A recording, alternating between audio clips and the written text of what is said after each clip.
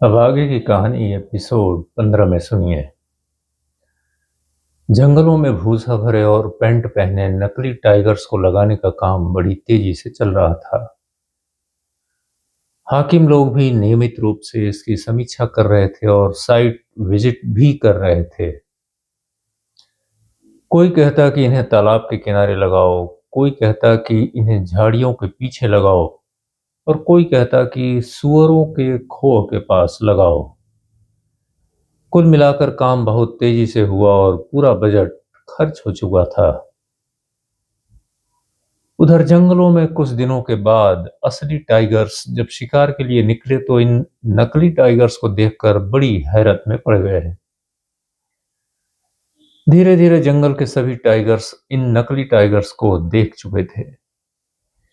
इनमें से एक असली टाइगर वास्तव में पिछले जन्म में मनुष्य था, जिसने बहुत से टाइगर्स को मारा था, शिकार किया था।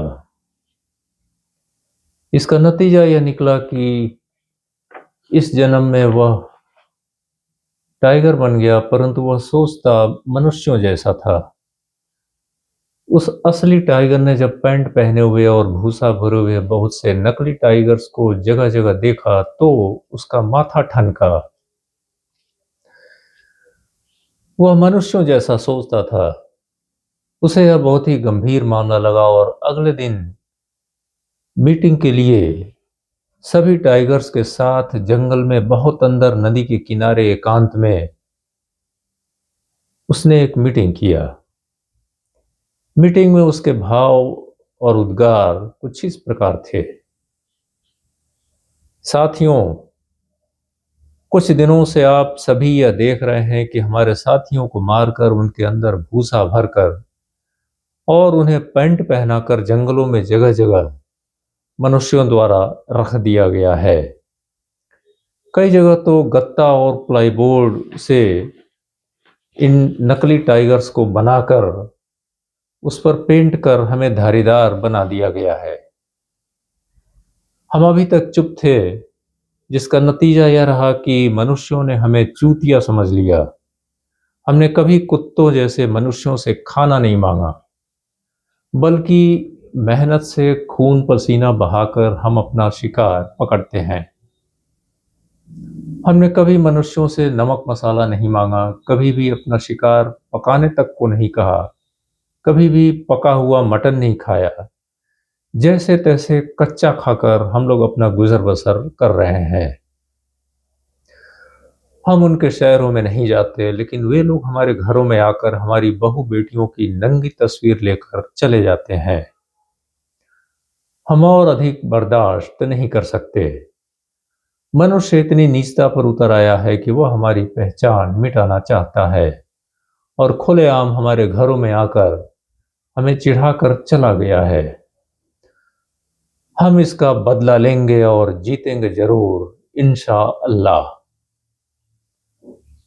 उसने अपने सभी साथियों को मीटिंग में भड़का दिया और अगले दिन तड़के 3 बजे सभी टाइगर्स मनुष्यों पर हमला करने के लिए शहरों की तरफ निकल पड़े।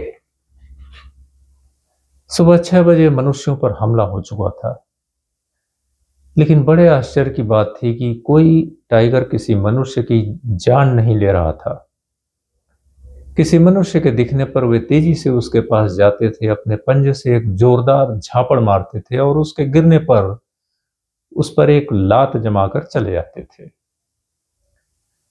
देखते ही देखते शहरों में भयानक खौफ छा गया और दोपहर तक मिलिट्री फोर्स अपनी बख्तरबंद गाड़ियों से टाइगर्स को जंगलों की तरफ खदेड़ रही थी। इस घटना के बाद जनाक्रोश भड़क गया। पब्लिक सड़कों पर उतर आई और सरकार के खिलाफ नारेबाजी करने लगी। एक बार फिर हाई पावर कमेटी गठित हुई, गहन जांच पड़ताल हुई और इस कमेटी ने अपने निष्कर्ष में सरकार को यह बताया कि टाइगर्स का यह बदला हुआ व्यवहार उनके अंदर पैदा हुए पेशेंस एक्यूट डेफिशिएंसी सिंड्रोम के कारण हुआ है और इस कमेटी ने अपनी जांच में ये भी बताया कि इसके जिम्मेदार वो अधिकारी हैं जिन्होंने टाइगर शीर्ष्या मैनेजमेंट प्लान जंगलों में लागू कराया था और सरकार का भारी भरकम बजट खर्च करवा दिया था। अब उस अधिकारी की तलाश हुई।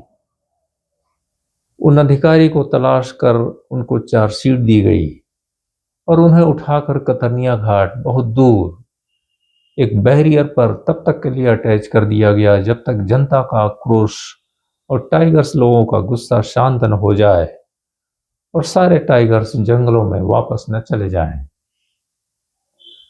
और उधर देव पृथ्वीलोक पर मनुष्य और विभिन्न जीवधारियों के इन मनोदशाओं को देखकर बड़े ही हैरान थे।